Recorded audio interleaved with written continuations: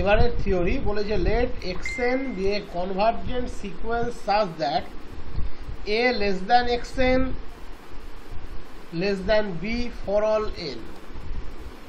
xn একটা convergent sequence, that is xn এর সুনির্দিষ্ট লিমিটিং ভ্যালু আছে। স্ট্রাকচারটা কেমন? a less than xn less than b, that is xn এর মানগুলো এর চেয়ে বড়, বি এর চেয়ে ছোট, for real a and b। বলেছে then prove that a less equals to limit xn less equals to b, that is xn এর লিমিটিং ভ্যালু এর চেয়ে বড় বা সমান হবে, বি এর চেয়ে ছোট বা সমান হবে।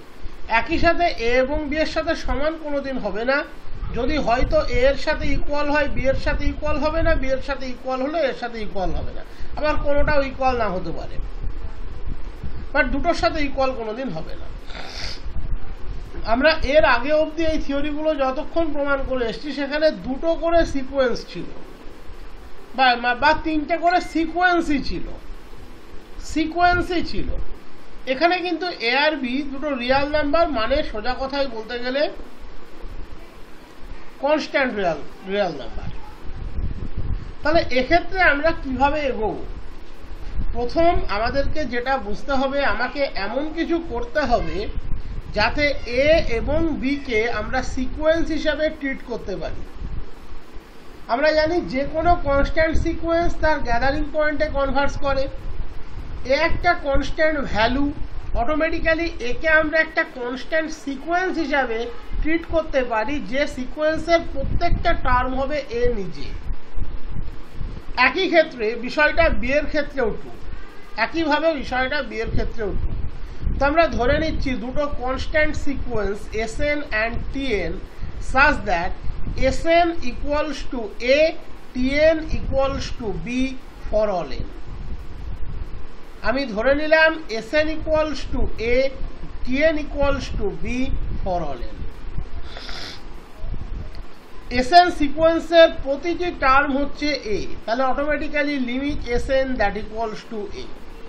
Tn সিকোয়েন্সের প্রতিটি টার্ম B, তাহলে limit Tn equals to B। এইবার আমাদের গিভেন কন্ডিশন ছিল A less than xn less than b for all n, so Sn less than xn less than Tn for all n, that is আমরা ওই sequence স্ট্রাকচারে নিয়ে চলে আসলাম।